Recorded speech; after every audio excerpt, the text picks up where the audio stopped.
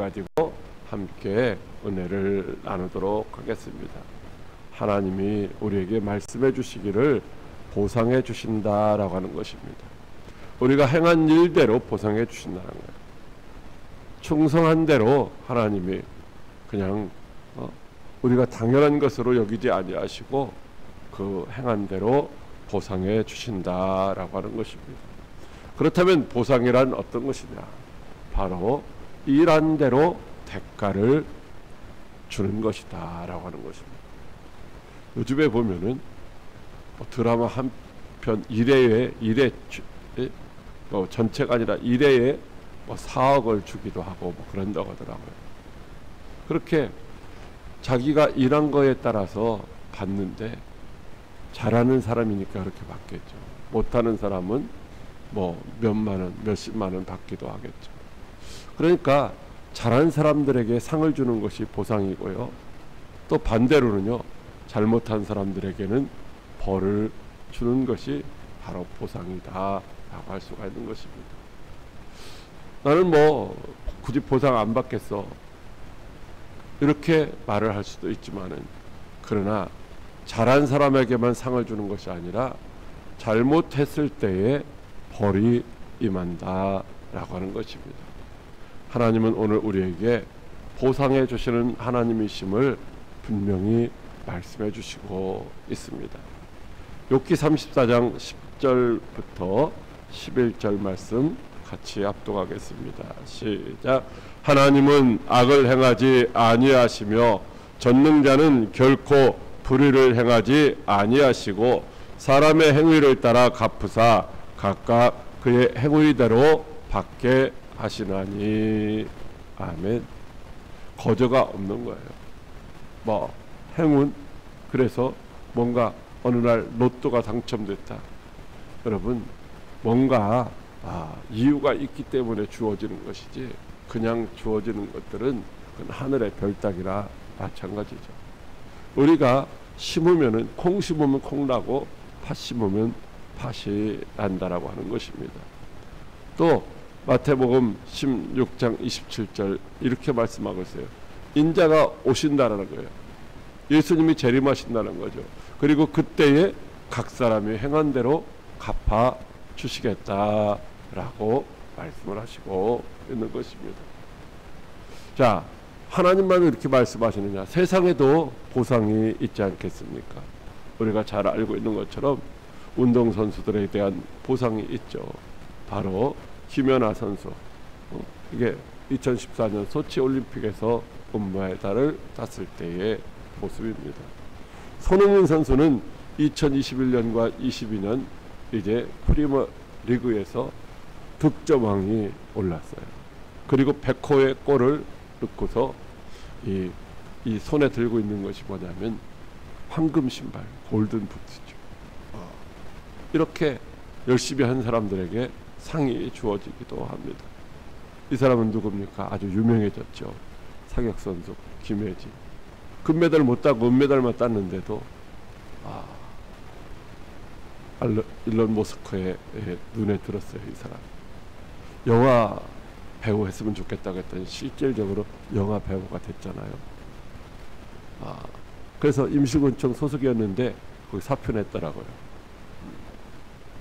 영화 배우 하고 있고, 또 테슬라의 홍보대사가 됐어요. 이게 그냥 하는 게 아니잖아요. 여러분, 이렇게도 세상에도 열심히 한 사람들에게 보상이 따른다라고 하는 것입니다. 공부를 잘한 사람들은 좋은 학교 가고 좋은 직장에 가고, 또 충성한 사람들, 국가에 충성한 사람들, 명예도 얻고 권력도 얻고 어떻게 돼요? 연금도 받게 되는 것입니다.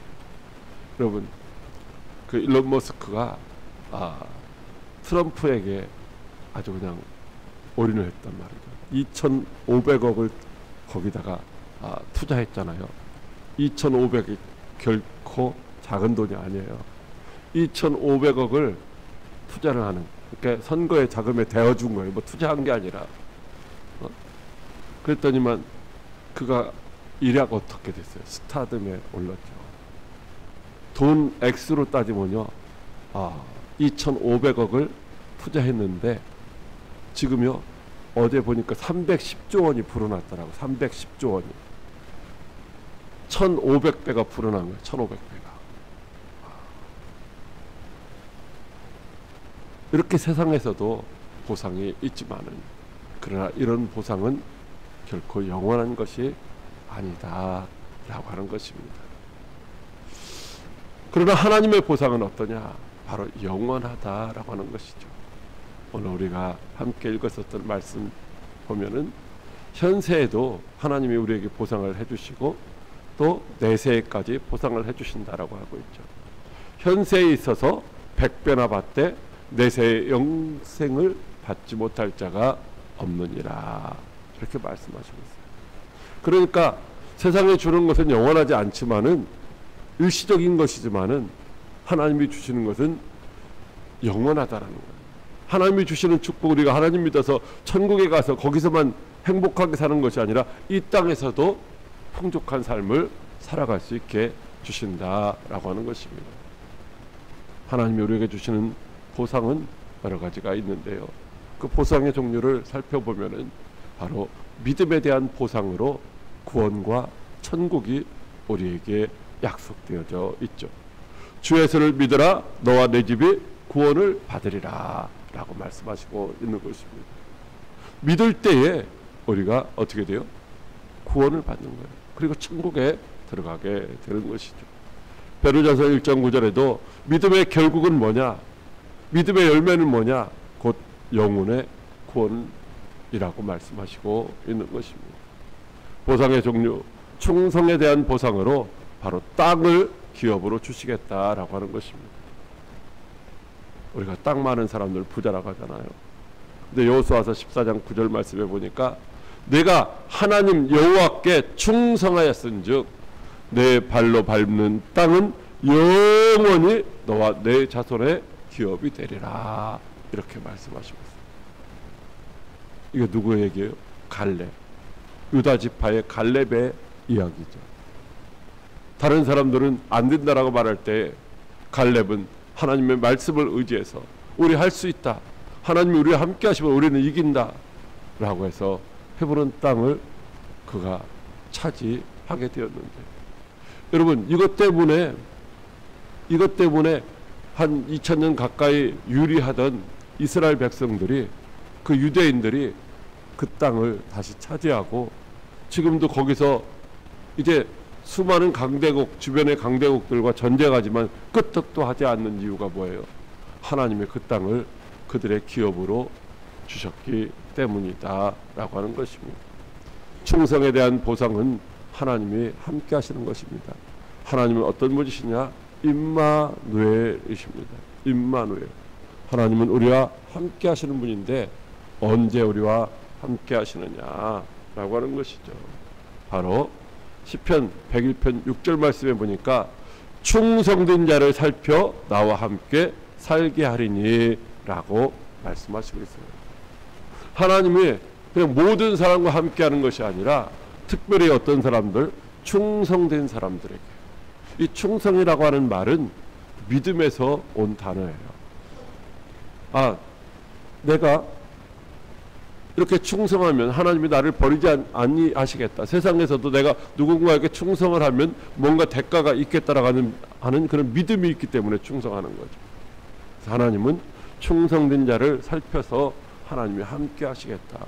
하나님이 우리의 보호자가 되시고 우리의 공급자가 되어주시고 우리의 구원자가 되어주시겠다라고 말씀을 하시고 있는 것입니다.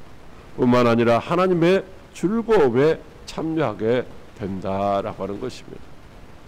마태복음 25장 21절에 착하고 충성된 종아, 내가 많은 것을 내게 맡기리니 내 주인의 즐거움에 참여할지어다 라고 말씀하셨습니다. 어떤 사람? 충성된 사람이 주님의 즐거움에, 충성된 사람이 공중 혼인잔치에 참여하게 된다라고 말씀을 하시고 있는 것입니다. 충성된 사람에게는 면류관이 주어집니다. 요한계시록 2장 10절 말씀에 내가 죽도록 충성하라, 그리하면 내가 생명의 관을 내게 주리라고 말씀합니다. 충성한 사람들에게 영광스러운 면류관, 생명의 면류관이 주어진다라고 하는 것입니다. 여러분, 여러 가지로 충성할 것들이 많이 있죠. 작은 일에도 충성하고 한데 하나님이 가장 귀하게 보시는 충성은 어떤 것이냐? 바로 순교라고 말씀을 하시고 있습니다. 사도행전 7장 55절로 56절 말씀에 보면 스데반이 성령 충만하여 인자가 하나님 우편에 서신 것을 보고 있는 모습이 나옵니다. 여러분, 스데반이 돌에 맞아서 죽는 거예요. 왜? 주와 복음을 위해서 복음을 증거하다가 돌에 맞고 있어요. 그런데 성령이 충만하게 그를 감싸고 있는 거예요. 그 고통을 느끼지 못하는 가운데 보니까 하늘 문이 열렸는데 예수님이 어떻게 하고 계세요? 일어서 계시더라고요. 지금 부활하신 예수님은 하나님 보좌 우편에 앉아 계셔요. 하나님 보좌 우편에 앉아서 천하만국을 뭐하고 계셔요? 다스리고 계시다라는 거죠. 그런데 스데반 집사가 순교할 때에 그 예수님이 뭐요? 벌떡 일어나서 스데반의 영혼을 맞이할 준비를 하고 계시더라 라고 하는 것입니다. 귀한 손님이 오면은 어떻게 해요? 일어서서 마중하고 또 나가서 마중하잖아요. 그렇지 않은 경우에는 앉아서 그냥 오는가 보다 하지만, 여러분, 이렇게 순교자들의 영혼을 받을 때에 하나님이 일어서신다라고 하는 것입니다. 오늘 우리가 해야 될 일은 뭘까요? 순교까지는 못하더라도 우리가 전도하고 초청하는 일을 해야 되겠죠. 그럼 전도하고 초청하는 사람들에게는 어떤 보상이 주어질까? 바로 다니엘서 12장 3절 말씀에 많은 사람을 옳은 대로 돌아오게 한 자는 별과 같이 영원토록 빛나리라, 이렇게 말씀하시고 있습니다. 별과 같이 영원토록 빛난다라는 거예요. 언젠가 제가 기사를 한번 읽어봤는데 예비역 스타인데 아주 예전에는 그게 뭐 제대로 잘 안 됐는지 그 노후가 참 쓸쓸하다라고 하는 그런 기사를 읽어본 적이 있어요. 예비역 스타인데 당시에 별을 달고 있었을 때는 대단했겠죠. 그런데요, 세월이 지나고 나서 어떻게 해요? 노후가 쓸쓸하다라고 하는 것입니다. 그러나 많은 사람들을 옳은 대로 돌아오게 한 자, 즉 초청하고 전도한 자들은 하늘에서 별과 같이 영원토록 빛난다는 천국의 스타가 되는 줄로 믿으시기 바랍니다. 여러분, 몽골에 아주 유명한 징기스칸 황제가 있어요.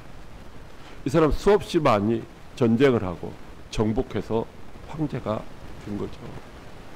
그런데 그 징기스칸 황제에게 끝까지 충성한 자들을 타르탄이라고 합니다. 타르탄. 이 타르탄은 이제 징기스칸에게 충성한 사람들, 목숨 걸고 충성한 사람들인데, 이 사람들에게는요 징기스칸이 특별한 권력을 주었어요. 특권을 줬다. 특권. 어떤 특권을 줬는가? 바로 황제의 집에 수시로 허락 없이 드나들 수 있다라는 거예요. 용살에 허락 없이 막 그냥 드나들 수 있다라고 하는 거죠. 또 전쟁에서 얻은 노획물을 자기가 갖고 싶은 거 우선 취득할 수 있고, 또 세금은 어떻게 돼요? 다 면제되는 거예요. 세금 한 푼도 안 내도 된다. 그리고 잘못을 했어요. 어떤 잘못, 사형에 해당하는 죄를 졌는데 9번까지 용서를 해주겠다는 거예요. 9번까지. 대단한 거잖아요. 그리고 땅 갖고 싶은, 몽골이라고 하는 그 징기스칸 당시에 몽골 영토가 엄청나게 큰데 땅 갖고 싶은 거 네 마음대로 다 가져라. 근데 그것이 그 사람에게 해당되는 것이 아니라 자손 4대까지 그게 다 승계된다라는 거예요. 왜? 전쟁터에서 징기스칸을 위해서 충성했다라는 거예요. 목숨 걸고 충성했다라는 거예요. 그랬더니 막 이런 특권이 주어지는데, 여러분, 우리가 하나님 나라를 위해서, 주와 복음을 위해서 전도하고 초청하는 일에 이제 충성한 사람들에게 어떤 보상이 주어질까? 몇 가지가 있는데요. 이게 마태복음 10장에 다 기록되어 있어요. 마태복음 10장은. 마태복음 10장 5절과 7절에 보면요, 예수께서 이 12를 내보내시며 천국이 가까이 왔다 하고 라고 말씀하라고 했어요. 그러니까 12명의 그 제자들을 전도하러 보내시는 거예요. 복음 전하라고 보내시는 거예요. 그런데 가서 뭐 하라고? 천국이 가까이 왔다라고 말하라는 거예요. 그건 무슨 얘기예요? 제자들에게는 이미 천국이 임했다라는 거죠. 그래서 그 자기들이 경험한 천국을 나가서 전하게 되는 것인 줄로 믿으시기 바랍니다. 또 전도자, 초청자에게 따르는 보상은 두 번째로 병든 자를 고치며 납병한 자를 깨끗하게 하며 너희가 거저받았으니 거저주라, 이렇게 말씀합니다. 나가서 병든 자를 고치기도 하고 납병 환자를 깨끗하게도 하기로 하는데 그거 너희가 이미 거저받았다라는 거예요. 그렇게 가서 거저줘라 나가는 거죠. 여러분, 전도자에게, 초청자에게는요, 그만한 능력도 우리에게 주시는 줄로 믿으시기 바랍니다.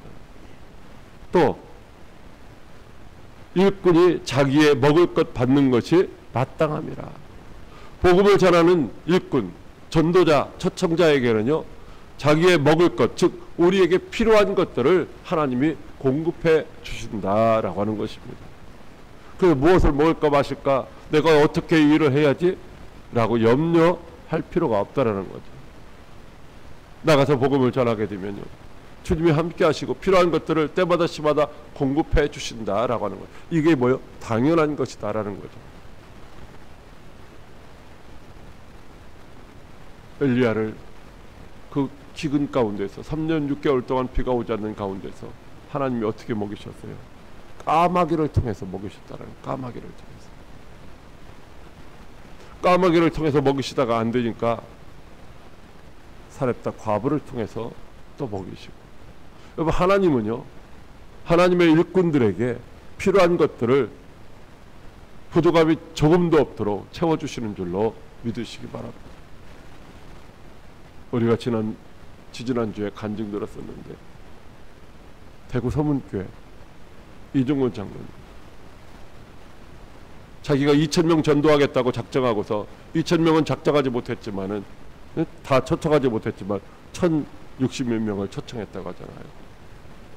몸은 아프고 기력은 쇠하고 아무것도 할 수 없고 건강도 안 좋고 물질도 없고 그런 상태에서 내가 지금 할 수 있는 일이라고는 이것밖에 없다. 그래서 열심히, 처음에는 부정적이었지만 나중에 작정하고 나서 하다 보니까 1,000명 이상이 초청됐다라는 거예요.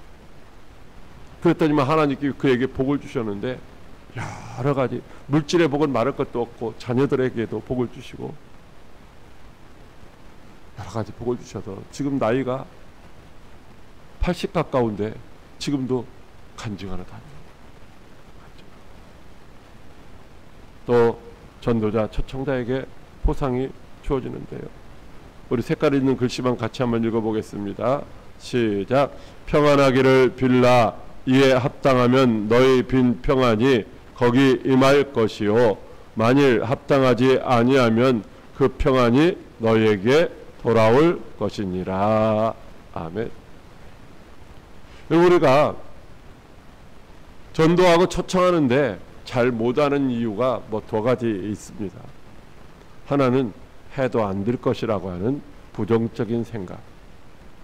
해봤는데 안 되더라는 거예요. 저 사람은 안 올 것 같다고 하는 편견, 선입견에 사로잡혀서 이 부정적인 생각 때문에 못하는 경우가 있고요. 또 한 가지는요, 내가 전도를 하는데, 내가 초청을 하는데 저 사람이 거절하면 어떡하지? 그냥 단순하게 거절하는 것을 넘어서 나한테 막 욕을 한다든지 막 이러면 어떡하지? 그래서 거기에 대한 두려움이 많아요, 사람들이. 그래서 못하는 거죠. 근데 주님이 뭐라고 말씀하시겠어요? 또 가서 들어가면서 평안을 전하라는, 평안을 전한다는 것은 무슨 얘기예요? 내 마음에 이미 평안이 있다라는 거죠. 그 내게 있는 평안을 가서 전하라는 거예요. 그리고 그 사람이 그 평안을 받지 아니하면 네가 그 사람에게 주는 평안이 도로 너한테 올 것이다 라고 하는 것입니다. 그 염려할 필요가 조금도 없다라고 말씀을 하시고 있는 것이죠. 뿐만 아니라 마태복음 10장 16절 말씀에 이렇게 말씀하고 있어요. 너희를 보냄이 양을 이리 가운데로 보냄과 같도다. 너희는 뱀같이 지혜롭고 비둘기같이 순결하라. 여러분, 이 세상이요, 오늘 이 말씀처럼 주님이 전도자들을 초청하라고 초청자들을 이제 보내실 때에 마치 양을 이리 가운데 보내는 것과 같다라고 말씀하시는 그런 세상이 오늘 현실이죠. 그런데 이런 세상 가운데서 어떻게 한다고요? 뱀같이 지혜롭고 비둘기같이 순결하게 하셔서 이제 항상 승리하게 하신다라고 말씀하시고 있어요. 여러분, 어떤 할머니가 82세 된 할머니, 이 사람이 부자더라고요. 100억대가 넘는데요. 부동산을 해서 100억대가 넘는데 82세 된 할머니가 사랑에 빠졌어. 사랑에.